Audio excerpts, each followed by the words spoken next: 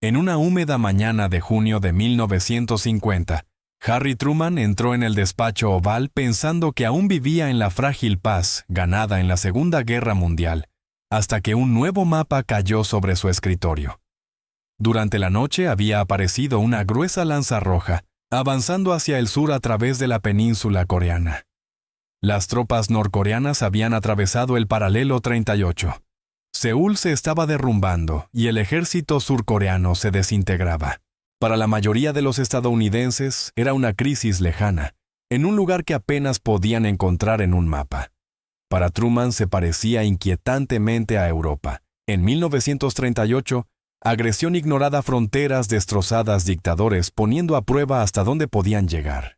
Solo 5 años después del baño de sangre de la Segunda Guerra Mundial, el presidente de Estados Unidos enfrentaba ahora una elección brutal: observar cómo un régimen respaldado por Stalin devoraba a un aliado, o arrastrar a una América exhausta por la guerra, a otro conflicto por el que nadie había votado. Y entonces Truman hizo algo que ningún presidente había hecho jamás a esa escala. Ordenó que aviones, barcos y finalmente tropas terrestres estadounidenses entraran en combate, pero sin pedir al Congreso una declaración de guerra, sin un gran discurso para movilizar a la nación, sin llamar a aquello por lo que realmente era. En su lugar, utilizó una fría frase técnica: esta es una acción policial bajo las Naciones Unidas. Ese giro legal cambiaría la manera en que Estados Unidos libraría guerras durante el resto del siglo. Porque un político prudente y directo procedente de un pequeño pueblo decidió evitar la palabra guerra mientras enviaba a cientos de miles de hombres a una. ¿Estaba Truman tratando de salvar al mundo de otra Segunda Guerra Mundial? ¿O estaba reescribiendo silenciosamente las reglas para que los futuros presidentes pudieran llevar al país a la guerra sin tener que decirlo en voz alta? ¿Disfrutas estas historias reales de la historia? Suscríbete, activa las notificaciones y comenta desde dónde nos ves y qué tema de la Segunda Guerra Mundial quieres escuchar después. Ese miedo no surgió de la nada. Truman y casi todos los altos funcionarios a su alrededor habían vivido una gran lección que juraron no repetir jamás. Múnich, 1938. En aquel entonces, las democracias habían pestañeado entregando partes de Checoslovaquia a Hitler en nombre de la paz. Y en menos de un año el mundo estaba en llamas. En 1950 Corea les parecía peligrosamente similar, un país pequeño y distante, que a la mayoría de los votantes no les importaba, pero respaldado por un dictador despiadado, que tanteaba los nervios del mundo libre. En Europa, Stalin ya había encerrado a la mitad del continente tras el telón de acero. En Asia, Mao acababa de triunfar en China, convirtiendo al país más poblado de la Tierra en comunista. Las fuerzas francesas luchaban en Indochina. Filipinas, Japón y Taiwán parecían de repente frágiles en el mapa. Corea del Sur, pobre, corrupta y apenas armada, parecía el eslabón más débil de una cadena larga y temblorosa. Si Corea del Norte lograba aplastarla sin pagar precio alguno, ¿qué impediría el siguiente movimiento? Taiwán, quizá Japón, quizá algo más lejos. Dentro de esta mentalidad, Truman no veía simplemente una guerra civil en una península. Veía la primera pieza de una fila de fichas de dominó que se extendía por el Pacífico. Por eso años más tarde resumiría su pensamiento con una frase brutal: si no los detenemos en Corea, la siguiente parada será Hawái o California. En su mente no era una exageración, sino el desenlace lógico de no hacer nada. Para Truman, enviar tropas a Corea sin pronunciar la palabra guerra no era un truco inteligente. Era la única manera rápida de mostrar a Moscú y a Pekín que esta vez, a diferencia de los años 30, las democracias no pestañearían primero. Pero si Truman estaba tan decidido a no pestañear, ¿por qué no hizo lo obvio que siempre habían hecho los presidentes estadounidenses: acudir al Congreso y pedir una declaración de guerra? La primera razón era la velocidad. Los tanques norcoreanos no avanzaban siguiendo un calendario conveniente para Washington. Corrían hacia el sur día tras día, y Seúl había caído en cuestión de horas. El Congreso no estaba en sesión completa, y convocar formalmente a todos, debatir, redactar una declaración y votarla, podía llevar un tiempo precioso mientras el mapa sobre el escritorio de Truman se volvía más rojo. En su mente, cada día perdido en procedimientos era otra ciudad perdida en Corea. La segunda razón era el trauma político. La Segunda Guerra Mundial no era un recuerdo glorioso y lejano. Había terminado hacía solo 5 años. Casi todas las familias habían perdido a alguien o conocían a alguien que lo había hecho. El público estadounidense quería casas, coches, universidad y paz, no otra guerra en un lugar cuyo nombre ni siquiera sabían pronunciar. Truman entendía que la palabra guerra en sí era radiactiva. Si se presentaba en el Capitolio y pedía una declaración formal, desencadenaría un enorme debate nacional, fuertes voces aislacionistas y posiblemente una negativa rotunda. Al evitar la palabra esperaba evitar que resurgieran ese agotamiento y esa ira antes incluso de poder mover una sola división. Y luego estaba la tercera razón, la que le proporcionó un puente legal a las Naciones Unidas. Debido a que la Unión Soviética estaba boicoteando el Consejo de Seguridad, en ese momento Estados Unidos, y sus aliados pudieron aprobar resoluciones que pedían a los miembros repeler el ataque armado y asistir a Corea del Sur. Truman se aferró a eso como si fuera un permiso firmado. Si la ONU, una institución completamente nueva nacida de las cenizas de la Segunda Guerra Mundial, había pedido públicamente ayuda, él podía afirmar que no estaba arrastrando a Estados Unidos a una guerra unilateral, sino cumpliendo una obligación internacional. Etiquétalo como acción policial. Agita las resoluciones de la ONU. Muévete rápido mientras el enemigo aún está sobreextendido. Sobre el papel todo encajaba. Lo que no especificó fue el costo. Al apoyarse en la velocidad, el trauma y la ONU Truman, también estaba probando silenciosamente hasta qué punto un presidente podía llegar para librar una guerra a gran escala sin pedir formalmente a los representantes del pueblo una declaración. Pero ese puente legal tenía un lado oscuro. Estiró silenciosamente el poder de la presidencia de una manera que los autores de la Constitución nunca habían previsto. Antes de Corea, cada guerra importante de Estados Unidos había seguido un ritual claro. El presidente solicita el Congreso, declara, y todo el país escucha la palabra guerra, y comprende la gravedad de lo que viene. Corea rompió ese patrón. Truman envió cientos de miles de tropas estadounidenses a un conflicto brutal y abierto sin una declaración formal. Y el cielo no se cayó. Los tribunales no lo detuvieron. El Congreso en su mayoría lo apoyó votando fondos y elogiando a nuestros muchachos. El público, confundido por el nuevo lenguaje de acción policial, gruñó, pero lo aceptó. En la práctica, Truman acababa de demostrar que un presidente decidido podía iniciar y sostener una guerra de gran escala, con poco más que unas resoluciones de la ONU, memorandos internos, y su autoridad como comandante en jefe. Por eso, muchos historiadores hablan de un presidente coreano. Los futuros presidentes estaban observando. Cuando Lyndon Johnson escaló la guerra en Vietnam, tampoco pidió una declaración de guerra.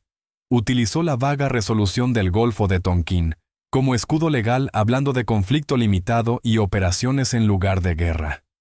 Richard Nixon bombardeó Camboya y Laos bajo la misma lógica. Los poderes de comandante en jefe más gestos previos del Congreso eran suficientes.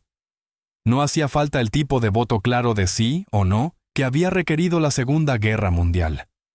Décadas más tarde, cuando George H. W. Bush envió tropas para liberar Kuwait, y cuando George W. Bush lanzó las guerras en Afganistán e Irak, el Congreso aprobó autorizaciones y resoluciones en lugar de declaraciones.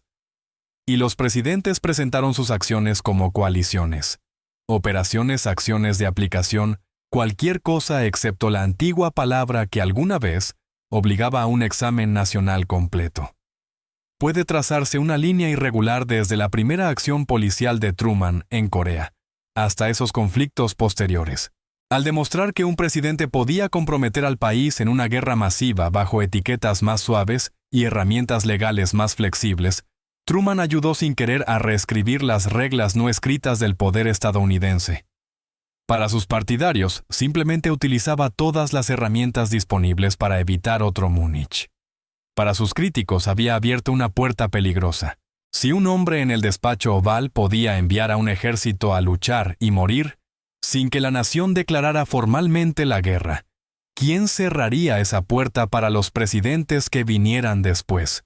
Esa pregunta dejó de ser abstracta en el momento en que la realidad golpeó de vuelta en las montañas heladas de Corea. Durante unos breves meses, parecía que la apuesta de Truman podía funcionar realmente. Las fuerzas de la ONU y estadounidenses bajo MacArthur habían ejecutado el audaz desembarco en Incheon, destrozado el avance norcoreano recuperado Seúl, y luego avanzado hacia el río Yalu, la frontera con China. En Washington, la gente empezó a hablar de traer a los muchachos a casa para Navidad. Truman, que había vendido esto como una acción policial limitada, se permitió esperar que sería rápida, limpia y decisiva una lección contundente para los agresores de todo el mundo. Pero al otro lado de esa frontera, Mao Zedong y sus comandantes observaban el mismo mapa con creciente alarma. Un ejército proestadounidense respaldado por la ONU, presionando contra la frontera china, era algo que Pekín no podía tolerar, especialmente con un nuevo régimen comunista, aún consolidándose. Las advertencias comenzaron a filtrarse.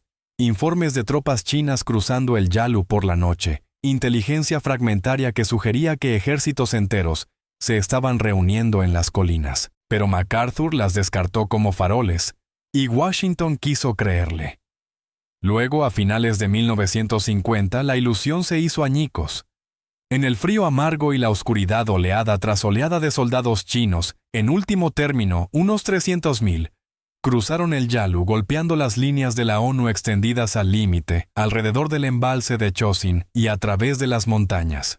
Las tropas estadounidenses y aliadas que días antes avanzaban con confianza de repente, se encontraron superadas en número, rodeadas y luchando por sobrevivir en temperaturas que congelaban los fusiles y convertían el aliento en hielo.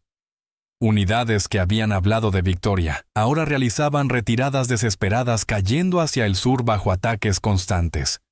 Ciudades que recientemente habían sido liberadas, tuvieron que ser abandonadas. Seúl caería de nuevo. En cuestión de semanas, la pulcra acción policial de Truman había estallado en una pesadilla geopolítica.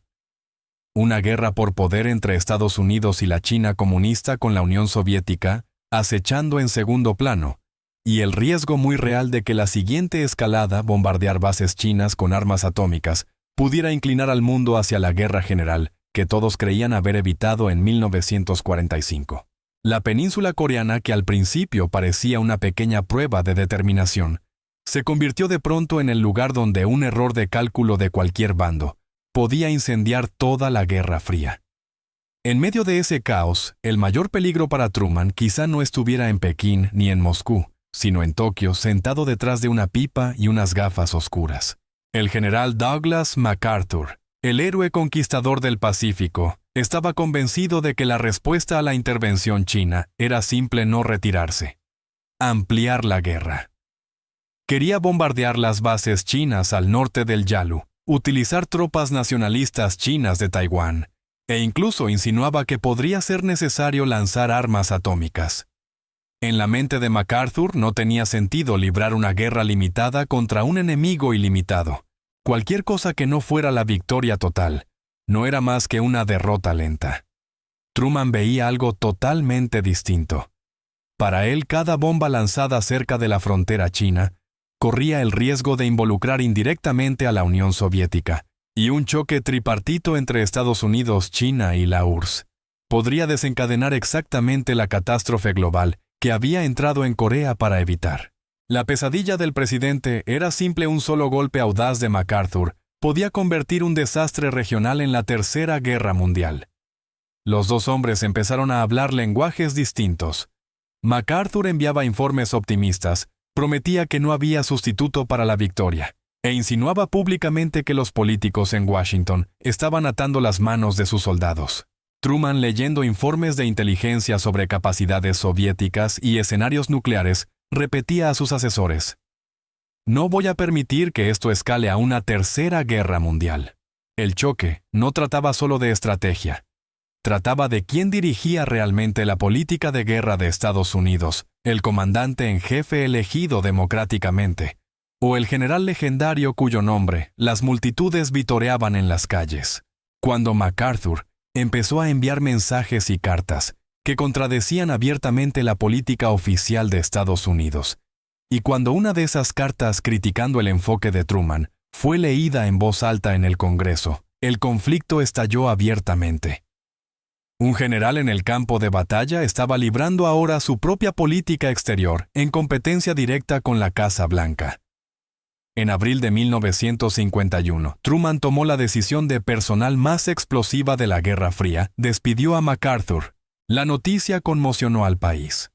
Algunos lo vieron como una traición a un héroe, otros como la única manera de evitar que un militar arrastrara a Estados Unidos a una guerra más amplia.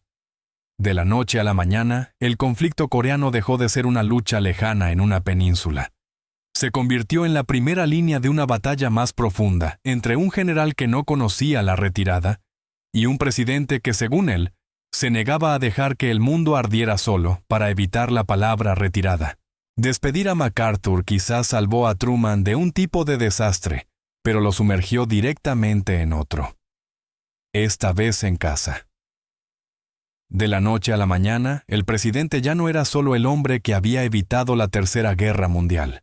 Para millones de estadounidenses enfurecidos, era el pequeño y obstinado político que había humillado a su mayor héroe militar, y que aún no podía explicar por qué sus hijos estaban muriendo en un conflicto que él se negaba a llamar guerra. Multitudes recibieron a MacArthur como a un emperador conquistador cuando regresó a Estados Unidos. Pronunció un dramático discurso ante el Congreso. Los viejos soldados nunca mueren, solo se desvanecen.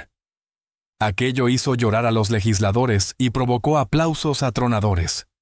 Truman, observando desde la Casa Blanca, sabía exactamente lo que significaban esos aplausos. Aplaudían al general y en contra del presidente. El lenguaje de acción policial volvió para perseguirlo. Senadores y padres, en duelo, comenzaron a hacer la pregunta más brutal y simple de todas. Si esto no es una guerra, ¿por qué está muriendo allí mi hijo? Los editoriales acusaron a Truman de esconderse tras trucos legales, de arrastrar al país a una guerra sin nombre, de engañar al público sobre la escala y el costo de la lucha. Sus índices de aprobación, ya golpeados por la inflación y el cansancio político, se desplomaron hasta el suelo, alcanzando en un momento alrededor del 22%, el nivel más bajo jamás registrado para un presidente en ejercicio hasta entonces. En bares, iglesias, fábricas y cocinas familiares, la gente discutía sobre Corea no solo como un error de política exterior, sino como una especie de traición moral, una guerra que el país nunca había sido consultado para declarar, dirigida por un hombre que muchos ya no veían como un comerciante franco de Missouri, sino como un presidente que había jugado tanto con la verdad como con la vida de sus hijos. Al final, toda esa furia, sacrificio y tormenta política no condujo a desfiles de victoria, sino a una pausa inquietante.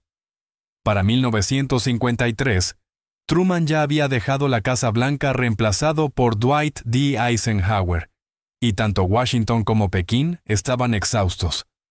La línea del frente en Corea se había congelado en un estancamiento sangriento y dentado, aproximadamente donde todo había comenzado, cerca del paralelo 38. Meses de amargas negociaciones en Panmunjom se prolongaron por detalles que sonaban insignificantes en comparación con las vidas ya perdidas, donde exactamente trazar la línea de demarcación, cómo manejar a los prisioneros de guerra, que no querían regresar a casa, cuán ancha debía ser la zona desmilitarizada. Sin embargo, detrás de cada cláusula, había miedos reales de humillación, de reacción interna, de provocar la misma escalada que todos temían. Finalmente, en julio de 1953, los cañones se silenciaron en su mayoría. No porque un bando hubiera ganado claramente, sino porque ambos habían decidido que ya habían sangrado suficiente. No hubo tratado ni final formal de la guerra, solo un armisticio, un acuerdo de alto, el fuego firmado por generales, no por presidentes o primeros ministros. Legalmente, la guerra de Corea nunca terminó. Simplemente quedó en pausa. La frontera que surgió se encontraba apenas unos kilómetros hacia un lado u otro de donde había comenzado el conflicto. Pero para las familias de los aproximadamente 3 millones de muertos soldados y civiles de muchas naciones, Ese pequeño desplazamiento en el mapa importaba muy poco. Para Estados Unidos, Corea se convirtió en el prototipo de un nuevo tipo de conflicto, no una guerra total con rendición incondicional, sino una guerra limitada con objetivos limitados y costos profundamente ilimitados. Para Truman, quien dejó el cargo con cifras de aprobación desastrosas y escaso reconocimiento público, el resultado parecía el veredicto más duro posible sobre su acción policial. 3 años de combates, decenas de miles de estadounidenses muertos, y el mundo prácticamente de vuelta al punto de partida. Sin embargo, dentro del Pentágono y las cancillerías de la Guerra Fría, la lección era mucho más confusa. Algunos argumentaban que mantener la línea en Corea demostraba que la agresión podía contenerse. Otros veían solo una advertencia una vez que un presidente cruza la línea hacia la guerra, sin importar cómo decida llamarla, salir de ella sin ganar ni perder, puede ser lo más difícil de todo. Durante el resto de su vida, Truman insistió en que Corea había sido necesaria.